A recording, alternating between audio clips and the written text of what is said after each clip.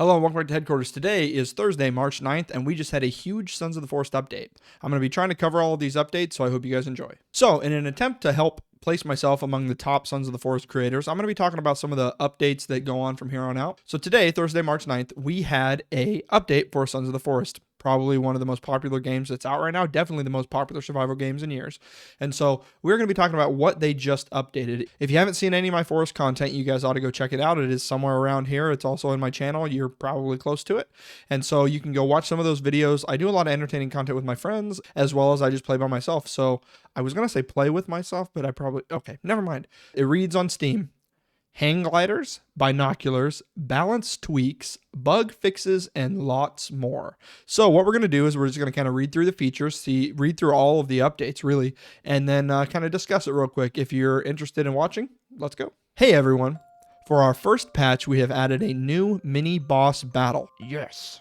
New binoculars pickup, hang gliders, defensive wall gates, thank God, and door locks, as well as lots more. For the full list, check below. So these are the features that have been added. We'll talk about this before we go into the balance. Added binoculars, hang glider, defensive wall gates is a huge one. Everybody has been going nuts trying to figure out how they add a door to their defensive walls. And now that's not even something you have to worry about. They just added it. This is easily the most exciting thing that I've seen in this update so far. Added mid-game boss fight into food bunker. That is awesome. So for those of you who don't know, the food and dining bunker is one of the early on bunkers that you have access to. There's not much in it until you get the key card, and then it gives you access to the crossbow.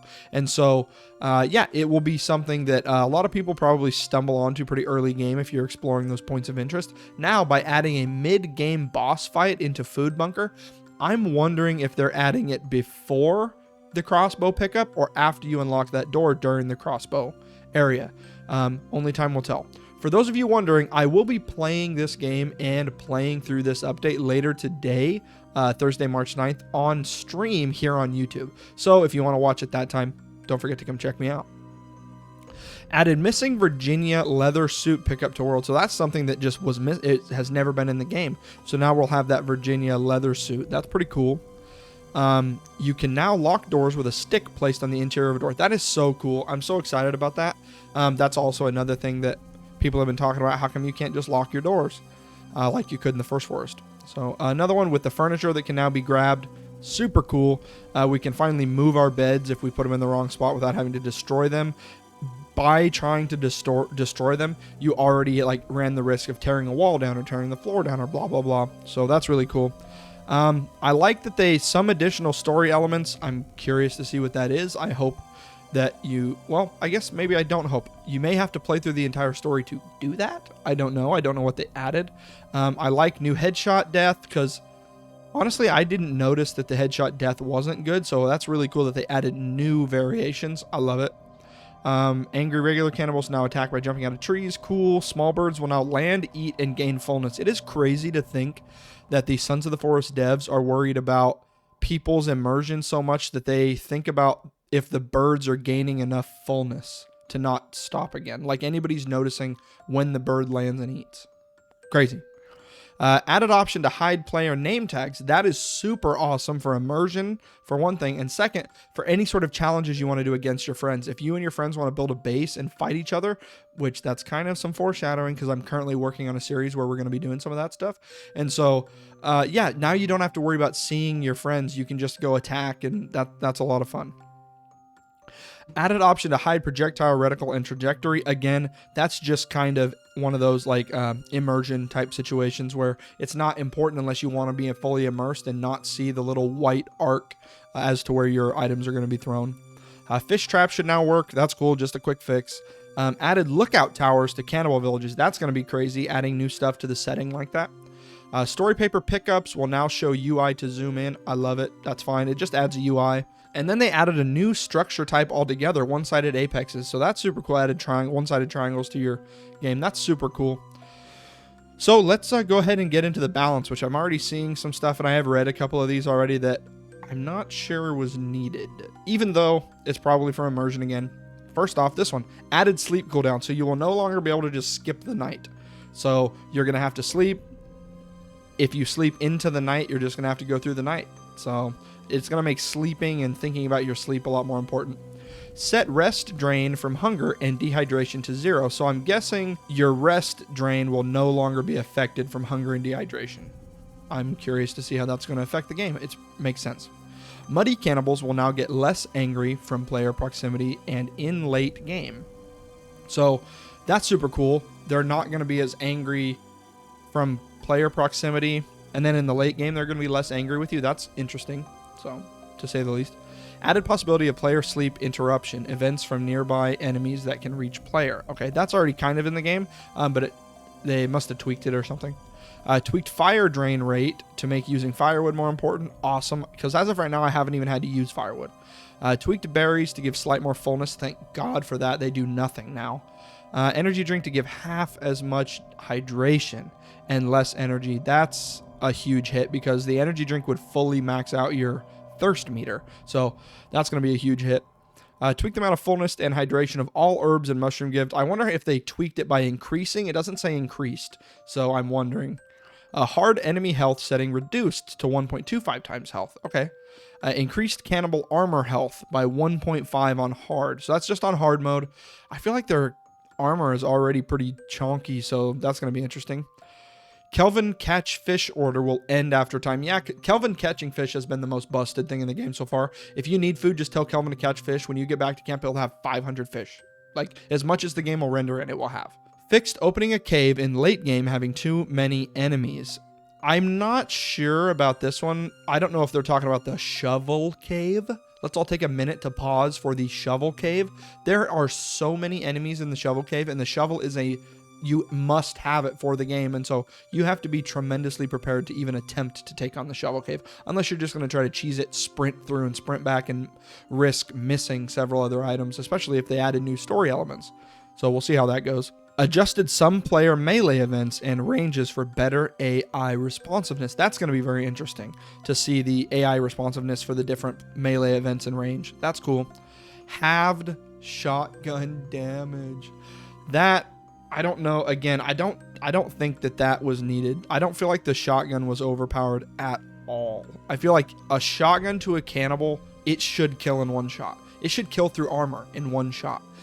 For the mutants, it would routinely take 2 or 3 shotgun blasts with buckshot to take down a fingers. I think that's perfectly reasonable. So they nerfed the hell out of the shotgun. Boosted seat rest amount from 3 to 7. Yeah, the seat rest has not even been necessary so far in the game. So I'm cool. I'm happy to see that they've boosted that. Added regular puffies to dining hall. So they added puffies to the dining hall. Okay. Increased health on creepies depending on amount of multiplayer active. Okay, so the creepies, I'm guessing, is the mutants in the caves. They're calling creepies, depending on the amount of multiplayers active. So that's interesting. All right, let's move on to the improvements. Improved red cannibal animation and blends. Fixed sleeping animation for female cannibal. Haven't even noticed. Set up player effigy struggle idle for multiplayer. Again, haven't really had any issues with this. Fixed bouncy logs when they deep in water. Yes, I have had that issue when you have a log out there playing bouncy ball or yo-yo in the streams. That's interesting. Performance speed for world locators. That's cool. Performance speed ups are always good. Added logic to allow hatches and doors to be forced open when players spawn inside. That's kind of cool. Fixed for some LODs when sometimes not switching correctly. So that's so I'm guessing that LODs is level of detail. Fix for some level of detail sometimes not switching correctly. So I'm wondering if that is some of the detail animations not rendering in and out properly. Is my guess. Fixed an error caused when quitting while in death wake up. I haven't had that error, so that's interesting. Unique story items are now force equipped when they are collected. Door orientation is now determined by the position of the player when facing it.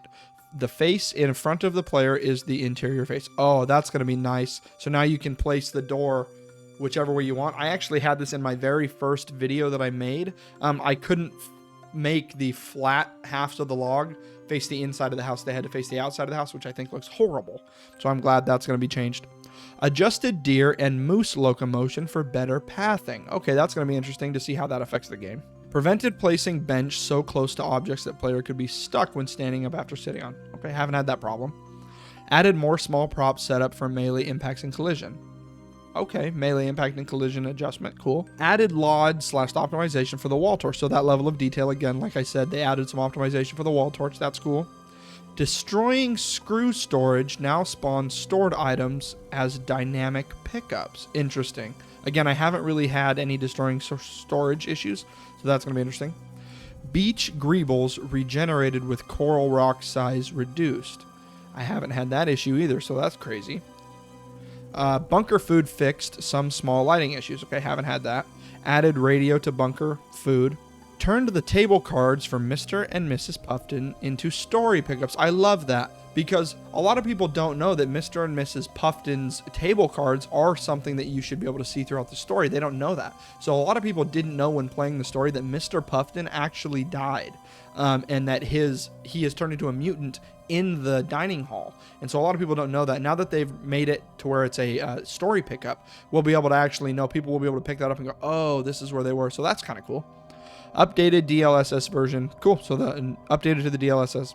It's good. Some of these I am just going to kind of briefly read through. I'm not going to read all of them. I'm just going to read the ones that stand out. If you guys want to read them, the update notes are on Steam as well. You can Google them. I'm sure they're going to be out there. Should no longer be able to get through locked doors with a stick. Sorry, speedrunners. Nice. So they're cutting speedrunners off. Sheesh.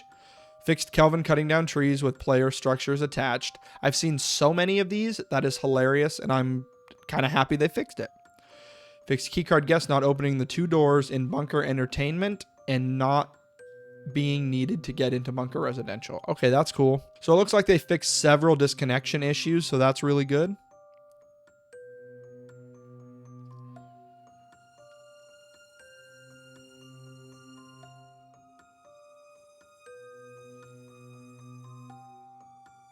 Fixed destroying the small animal deadfall trap, getting its resources yielded back twice. So they did fix a little duplication situation there.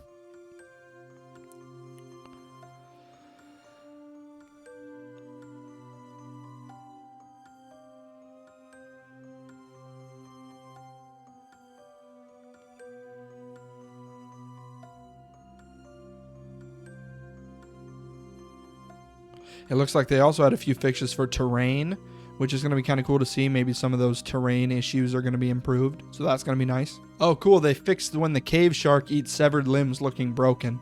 So that's going to be interesting. I watched Call Me Kevin's playthrough on that when the shark does all some sort of crazy crap to eat the limbs. That's really funny. So they did fix player will no longer slide down slopes when either the utility book is held or when the player is in their inventory. So that was a way to take 0 fall damage when sliding, is just open your inventory. And so now they fixed that. So no more of that. Can no longer attach both the laser sight and flashlight weapon mods to the crossbow at the same time. So now it's pick or choose. I know there was a little glitch going on where you could do that. So that's interesting. Fix some cases of multiplayer client able to duplicate logs. Oh, I have so many friends that are going to be mad about that one. The dupe log glitch is gone. So that's interesting. Improved audio CPU overhead. That's cool. Improved some cannibal audio. Reduced stuttering. Reduced intensity of high wind audio. Thank God for that. Reduce max instances of footsteps audio. That's cool. And CPU cost. That's always nice. They added fade outs to physics. Added gunfight audio before the door opens to the Get Down Son cutscene. So they added a little bit of audio that you can hear in the room before you actually open that yellow door and walk into the cut the babies out of the air thing. So that's kind of nice. Fixed an audio loop when not ending when climbing down ropes. I had that one and I did not know what the hell was going on for so long, and so I'm glad that that is fixed. So yeah, that is the Thursday, March 9th update for Sons of the Forest. I am looking forward to so many more updates on this game. I hope that they leave this game in early access as long as they possibly can and continue to update and improve the game. I also love that the devs are directly looking at the customer feedback on some of these things. You can clearly tell based on some of the things that have been out there that they could have updated dozens and dozens and dozens of things, but the community is specifically asking for certain updates, and I'm so happy that they're like actively reaching out to the community. If you don't follow any of the community posts or anything like that, you can check on Steam. They do frequently look through the discussions, and so check out Farkit, check out some of those guys. They are a little bit more up to date on some of this stuff also. As well, check out my personal favorite Sons of the Forest creator or content creator, Mad Vlad on the Outer Middle Show. You have to check out his content. I may get 50 or 60 views on this at most. His channel gets hundreds of thousands of potentially millions of views a week. And so anything I do to help is probably not even considered a drop in the bucket. But if I can send one person over to Vlad and hopefully get you guys entertained, then it's a win for me. So I really appreciate you guys watching this video, and I will see you guys hopefully later tonight if you want to come watch me stream. I'm going to be streaming and going through the binoculars, hang glider, stuff like that. So hopefully you'll come see. If not, I guess I'll see you in the next one. Thank you so much for watching. See you later.